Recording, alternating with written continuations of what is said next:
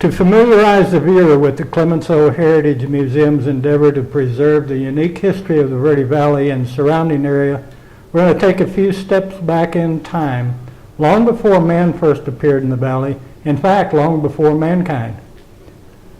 Approximately 1.8 billion years ago, a massive submerged volcanic caldera occupied a significant area of what is now north-central Arizona. Geologic evidence suggests that major ore deposits were being formed around the caldera's margins along ring fault zones on the ocean floor. Evidence of these major ore deposits in the vicinity of present-day community of Jerome, Arizona is well documented. These volcanogenic massive sulfide deposits were enabled by a series of what's called black smokers, or volcanic vents which spewed sulfides into the ocean, which are very similar to current-day volcanic vents along rift zones along the Pacific Rim. For more geologic details about Jerome and the Verde Valley, the Clemenceau Heritage Museum periodically offers free geologic presentations to the public.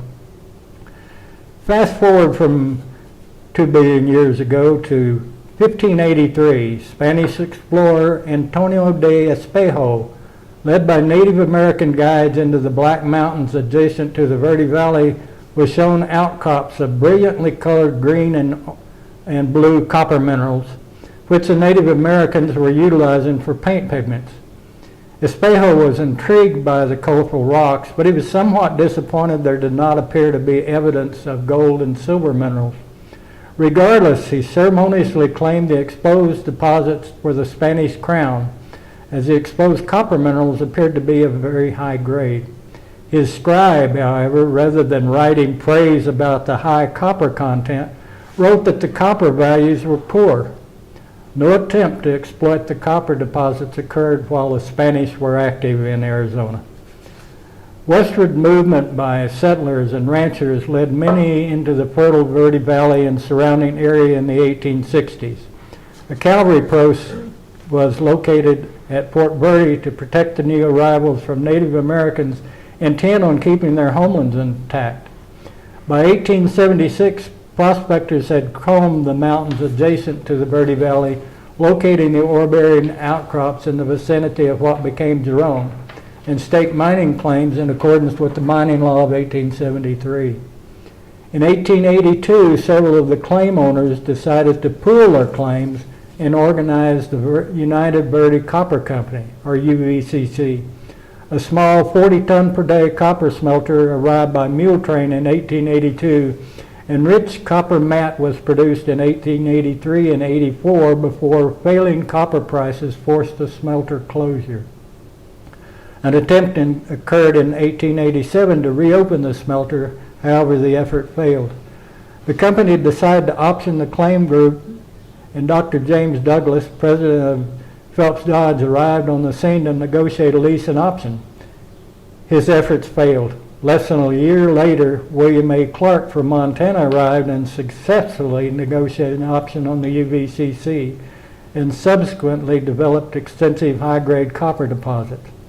The tiny smelter was reopened and copper matte once again was produced, but due to the size of the newly found ore deposit extensions and the fact that the original smelter was built above the extensive ore deposit, a new smelter was required. The new smelter, located on the Verde River at Clark's new town of Clarkdale, was capable of processing 8,000 tons per day. Clark was also instrumental in the building of the railroad serving the mines and smelters. For details of the railroad history and the Clemenceau Heritage Museum's unique railroad diorama, please visit the museum's website and video. So tell us, Jim, who put this train diorama together?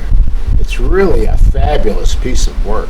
I'd have to say there were over 50 individuals. I don't know, it started about the same time as the museum opened. And there were railroad modeler clubs that did the work. And initially it was a club and not part of the museum. It was located at the museum but not part of it. But eventually it was decided that it was better to make it part of the museum itself, which they did. And they built they had some pretty good modelers that built the initial setup. But when I moved to Cottonwood in 24 years ago, shortly after that, they tore 80% of the original set out because it didn't look like our terrain. It didn't have our type vegetation. The buildings weren't like the buildings that here.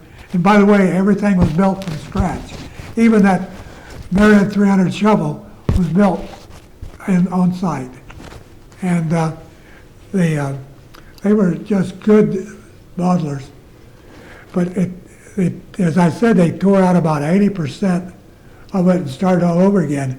They made the mountains look like the ones we have here, the hills, the villages, Cottonwood, Clarkdale, Jerome, and Hopewell, all were built from scratch. The buildings were all built from scratch. Of course, we have the model cars and things like that. Those were bought, and the train cars and locomotives. But all of the set, if you want to call it that, was done at the site. And it took, I think, about 3 years after I moved here to rebuild that 80% of it. It was a slow process, but they did a beautiful job. And it's one of the big attractions of the museum. We here at the Verde Valley Historical Society and the Clemenceau Heritage Museum would like to thank you for watching and invite you to come on by.